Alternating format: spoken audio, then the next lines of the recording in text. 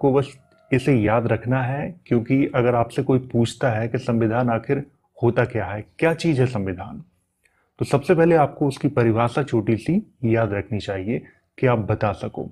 तो इसको आपको अच्छे से यहाँ पे याद रखना है। वैसे मैं आपको बता दूं कि हमारे देश में लोग संविधान, गांव में तो संविधान का सार ही नहीं जानते लोग कि संविधान होता क्या है। आजकल जो युवा हैं, अगर उनकी बात करें तो वो कब संविधान को पढ़ते हैं, जब उन्हें किसी प्रतियोगी परीक्षा की तैयारी करनी होती है, तभी वो संविधान को पढ़ते हैं, अन्यथा उन्हें संविधान से कोई मतलब नहीं है। लेकिन अगर संविधान को अपनी मूल जिंदगी में देखा जाए तो संविधान का एक बहुत अहम रोल है। इसीलिए हमें संविधान की जो बेसिक जो जानकारी है वो बहुत जरूरी है। तो आपको ये परिभाषा यहाँ पे याद रखनी है।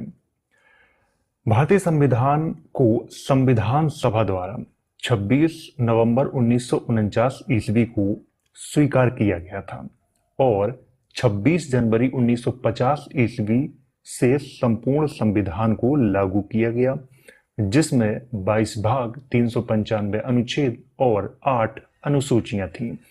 परंतु वर्तमान समय में 22 भाग, 395 अनुच्छेद एवं 12 अनुसूचियां हैं। तो मैं आपको यहाँ पर थोड़ा समझा देता हूं। देखिए, संविधान को, भारतीय संविधान को संविधान सभा द्वारा, देखिए संविधान सभा के बारे में मैं एक स्पेशल वीडियो बनाऊंगा, तो उसमें मैं आपको बहुत डिटेल से समझाऊंगा। वैसे तो आप लोग इतना तो जानते ही होंगे कि संविधान सभा क्या थी।